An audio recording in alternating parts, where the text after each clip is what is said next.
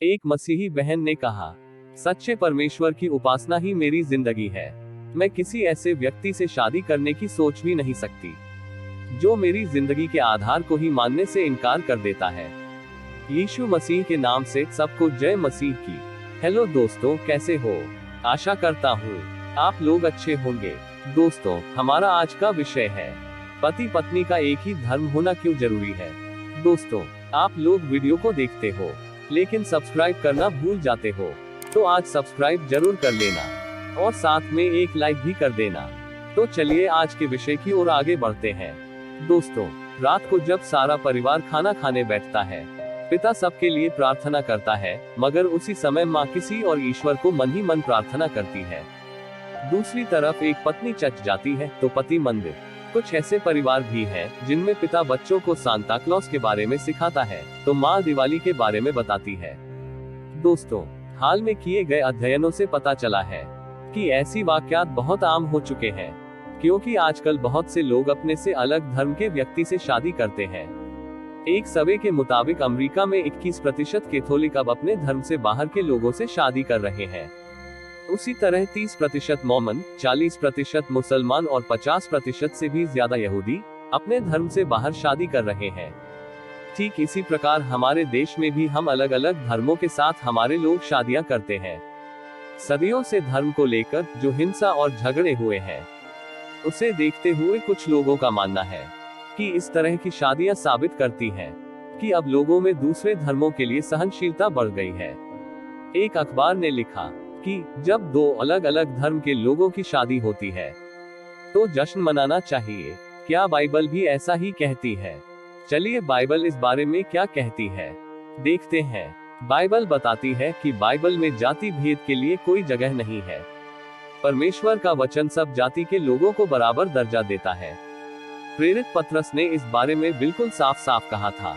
प्रेरितों 10 उसका 34 और 35 पद में कुछ ऐसा लिखा है, अब मुझे निश्चय हुआ कि परमेश्वर किसी का पक्ष नहीं करता, वरन हर जाति में जो उससे डरता और धर्म के काम करता है वह उसे भाता है। मगर इसके साथ साथ बाइबल यह भी कहती है कि यहोवा के सच्चे उपासकों को केवल प्रभु में शादी करनी चाहिए। ऐसा क्यों? चलिए इस सवाल का जवाब भी ढूंढते हैं। दोस्तों, परमेश्वर चाहता है कि शादी का बंधन बाकी सब रिश्तों से ज्यादा मजबूत हो। परमेश्वर ने जब शादी की शुरुआत की तो सिर्फ इसलिए नहीं की कि एक अकेले व्यक्ति को एक साथी मिल जाए, बल्कि परमेश्वर चाहता था कि पति पत्नी दोनों कंधे से कंधा मिलाकर उसकी इच्छा पूरी करे।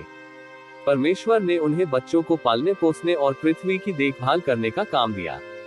और जब यह जोड़ा मिलकर परमेश्वर की इच्छा पूरी करता है तो वे न सिर्फ साथ साथ रहते हैं, बल्कि वे एक दूसरे के बहुत करीब आते और सदा तक एक दूसरे के बने रहते हैं।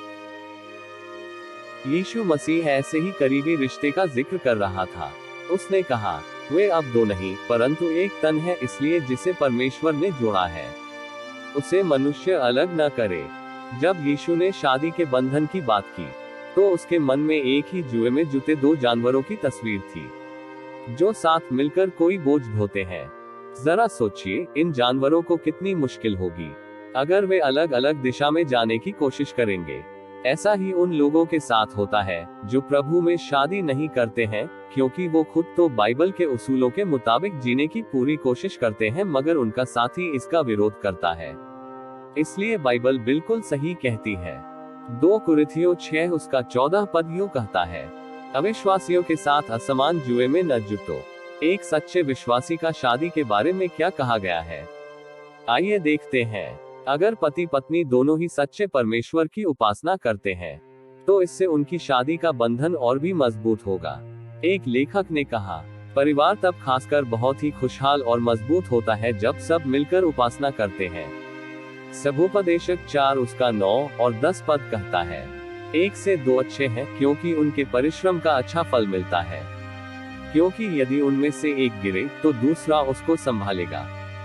दोस्तों, जब मसीही पति पत्नी परमेश्वर की उपासना को पहला स्थान देते हैं तो इससे वे न सिर्फ शारीरिक रूप से बल्कि आत्मिक रूप से भी एक हो जाते हैं। जब वे साथ साथ प्रार्थना करते हैं, परमेश्वर के वचन का मिलकर अध्ययन करते हैं, सभाओं में दूसरे भाई बहनों के साथ इकट्ठा होते हैं और दूसरों को अपने विश्वास के बारे में बताते हैं, तो वे ऐसा मजबूत आध्यात्मिक बंधन बांध लेते हैं जिससे उनका शादी का बंधन भी और मजबूत हो जाता है।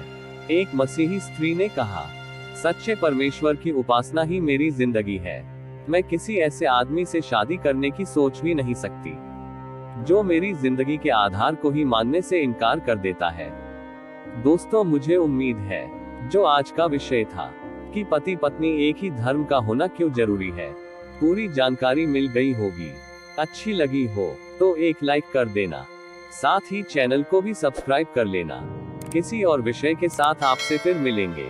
प्रभु आपको आशीष दे। आमीन।